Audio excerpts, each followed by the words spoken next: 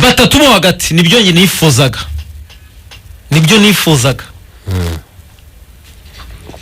Tadel Wanga akina gatandatu nk'umurekiperateri umwe bagakinisha abamiri offensif babiri aribo Dauda Seydou Seifi ndetse n'umuntu bita Lamine Ba. Bivuze ngo Dauda arahita ajya mu mwanya wa Ruboneka, Lamine ahita ajya ku 10. Uruhande rumwe nibyo nashakaga. Imana imbabarira umutoza ntazabihindure, nzi ko bizagera nko ku munota 27 stade abantu bahagurutse ku ruhande rumwe, APR bahagurutse abafana. Gilbert barafinda buriya nubwo yaba afite utundi tuntu, niyo yaba ari Brazil ije mu Rwanda we mushyiremo ku ruhande hano ku mahoro ntumusabe kugaruka. Oya wewe mubwira ngo uragaruka ngo we mubwire ngo twara umuntu. Gilbert uruhande rumwe nkurikije uko nabibonye ejo, urundi ruhande Odibo Godwin kumoso ye Mamadusi ngabo nkurikije uko nabibonye mu myitozo ku munsi w'ejo. Habayemo impinduka ni nk'umuntu umwe wenyine. Kazungu yose urayivuga iki? Ntabwo nyemera.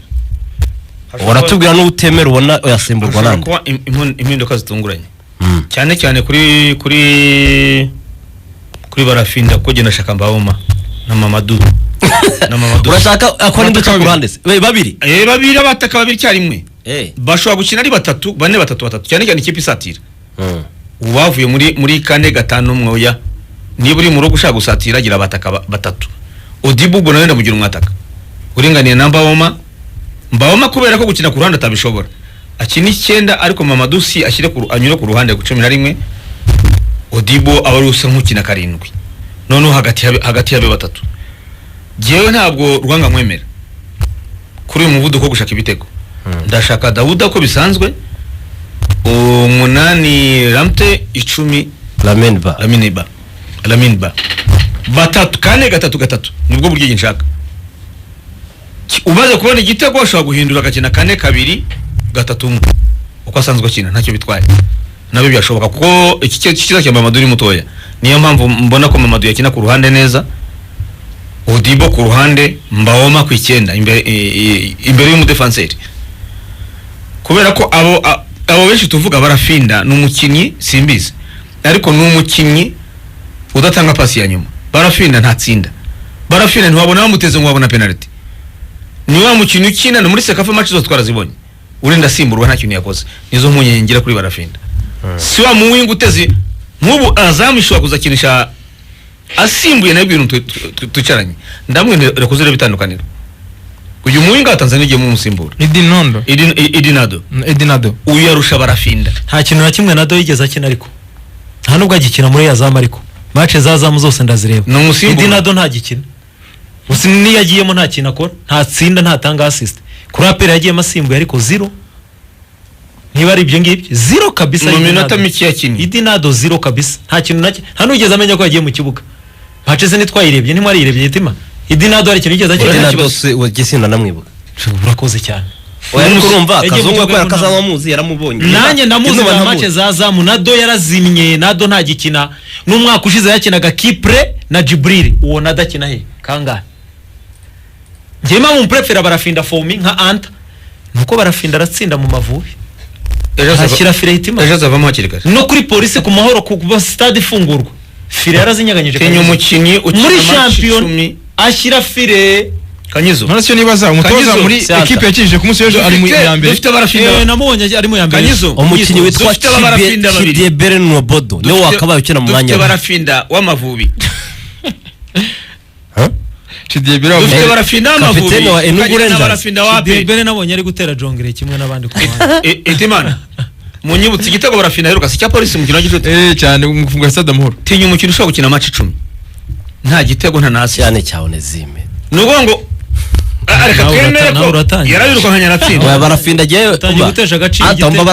Barafinda giye gutesha agaciro igitego. Barafinda giye simuminimiza. Kandi yaratsinze igitego. Simuminimiza.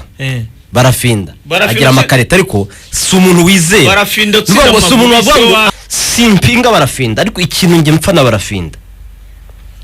Mugisha Gilbert uri umukinnyi mu ikipe y'igihugu Mustata ubanzamo kandi Amavubi anayatsindira rwose ubifite no ni byiza so gukina by'umuhango uri no mu banyarwanda bake duheruka bashobora gutsinda muri match 3 mpuzamahanga zikurikirana ibyo bintu ntabwo bigeze bipfa ko igitego duheruka niyo cyaturutseho cyane yawuhaye jihad awuha George hariya yawuhaye Omborenga atanga kwa George yahita atsinda igitego kuko umupira waturutse kuri Barafinda ariko ikibazo Barafinda ajya tuma ariko muri APR navuze fata Barafinda reka ndangiza igitekerezo cyanjye Barafinda ubwo bushobozi bwe bwo mu ikipe y'igihugu ariko atajya agaragaza muri club ye bituma abantu dutangira kumwibazaho bamwe bakanavuga bati uyu si umuntu ukwiye umwanya muri APR kubera iki agira ikintu cyo kudahozaho match y'uyu munsi ashobora kuyikina neza rwose perfectly akirenza nka match nk'umunani azikina nabi none ukibaza ati ko uyu ni wa muntu nabonye cyagiye ugasanga bitumye yongera kumwibazaho rero ku munsi w'ejo kubera ko wenda nta wundi muntu uwitwa Chidiebere no akaba ukina mu mwanya we Chidiebere ashobora kuba yaraje ari hasi no kurusha n'abandi bose bakina ku mpande cyaba ari igihombo gikomeye niba Barafinda tuvuga niyo mpamvu mvuze ngo hari Barafinda babiri ntitugafata Barafinda w'Amavubi ngo tuvuge ngo Barafinda wa APR uwapera ashobora kuba amaze match 10 ukwiye y'igicuti ya Police kuri Stade Amahoro izamarushanwa ubwo ndavuga championnat ukomerezaho Kagame Cup kugera kuri uyu munsi ni umukino ushobora gukina match 10 nta assist nta gitego nta uko asimburwa niko zongera agasimburwa gusa akaba yaba mwiza kurusha Apamo wazanwe kugira ngo amwicaze bikanga Apamo yaje kwicaza umwanya wa Barafinda cyane biranga Chidiebere araza byaranze ubwo niba mu mwanya kimwe ongera uvuye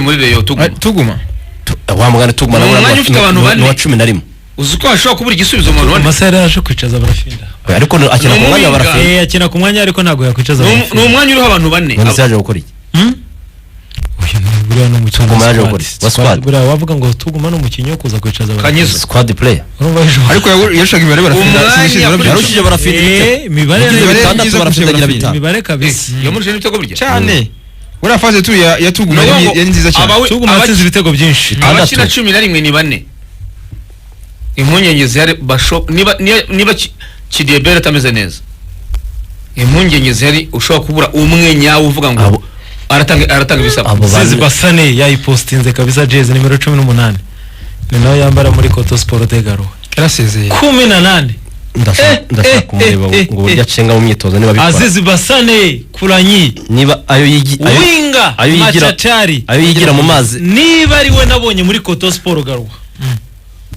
ni uzaba ari umuhinga mbere buryo hitima mu Rwanda niba ari we turabibona mu kanya saa 3 amaze kwipostinga nimero 18 ni nawe yambara muri Koto Sport de Garo abareyo urababwira ngo baze kuza ari benshi kumwakira n'urucabana ubwo rero biganira nuko shwa n'ubundi byo waruvuze yari probable yego ashaka no kuyindura Chidiebere niba adashoboye afite amahirwe menshi yo gukina ko giye ku gitekerezo cyanjye Chidiebere ngo bari gutera jonge coach Chidiebere we waganiriye na Imifaya ntimwaganiye kuri Chidiebere mwagiranye ikiganiro ya Imifaya nawe yarengera abakinnyi be avuga ibintu wumva ukavuga atari ko uri kubwira injiji uri kubwira yambwiraga ibintu nkumva bidahuye burasho iyo byanze akenshi aba komisiyoneri abagenti iyo byanze yambwiraga ibintu nkumva Kanyizo iyo yambwiye ibintu abantu rwose ubu iyo byanze ntabwo yaherukaga mu kibuga none wazanye ubugitima ariko se koko yari kapiteni we n'uguri njaza uzakurikirane wumve ibintu yambwiye ntabwo nabivugira harwo babarire cyane kuko iyo byumvikana nimba biganiro namba bazava muri ugikubita kubera ko udafite competition wibeshya kukomeye kandi wigeze mu bandi bahanga cyangwa hanze ubu uri umuntu usanzwe ibi turabivuga impamvu tutabivugaho byinshi nuko igitekerezo cyane nuko tutazi none nizo muri Sudani championnat zabo ko zimeze naho bakinyi babo ne batari ubwa mbere reka myemera ko nta competition ku buryo ubu APR yatsinwa n'ikipe ya Sudani y'Epfo APR yatwaye igikombe cya championnat n'urugero ku buryo Sudani y'Epfo iri ku rwego rwo hasi niyo kintu nshaka kuvuga ikipe yari yose ihagarariye u Rwanda biragoye ko yatsinwa n'iya Sudani y'Epfo Sudani ya ruguru irakomeye ariko Djibouti Sudani y'Epfo na Somalia uko byamera kose ni ibihugu biri hasi y'u Rwanda ku mupira ku buryo ngira ngo niyo u Rwanda rwaba ariko polisi irakomeye nayo ngo polisi yabaye karindwi ariko polisi yatwaye igikombe cy'amahoro ishobora kunyagira ikipe ya za Sudani zo ngizo ugatangara gusa ntabwo turi ku rwego rumwe niyo kintu cya mbere rwose aho kindangiye niyo mpamvu navuze ngo si biyi gutsinda rero ntibyantangaje ari gutsindwa na polisi ya Kenya nabyo numvaga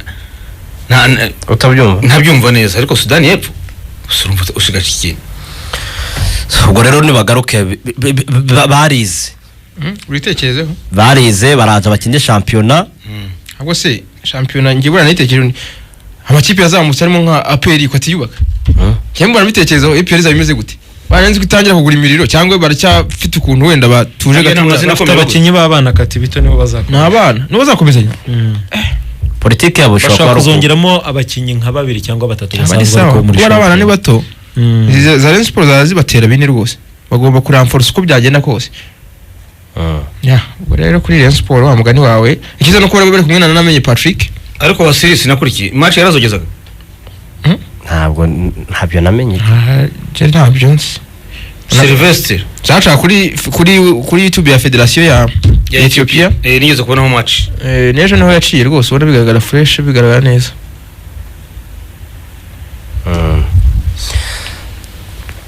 reka rero tusimbukire muri shampiyona y'icyiciro cya mbere iri bukomeze ku munsi wayo wa kabiri.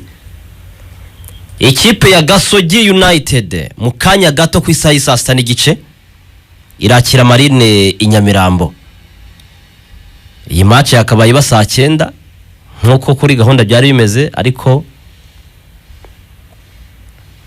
nyine yashyizwe saa 6 n'igice kugira ngo iyareze kuba saa 9 kubera nyine cya kibazo cya generator. None generator niba yabonetse ku kirere kina saa 9 ya saa 6 n'igice birumvikana ko bitoroshye guhinduka. Ariko uyu munsi bahita bayifixa bigakunda ako kanya bigahita bikunda. Generator ko Rayon Sports yakongera kuvanga abafana ngo mwongere muhindure. Aya byaba ari kuvanga abantu kuko n'ubu ngubu irimo iravuga ko ari abafana wenda ishidikanya ko babimenye umva bari bababwiye saa 12 barahindura bagize saa 9 tena bongere basubire saa 12 byaba harimo gusa nk'ubavanga abafana wababura ntiyagome saa 9.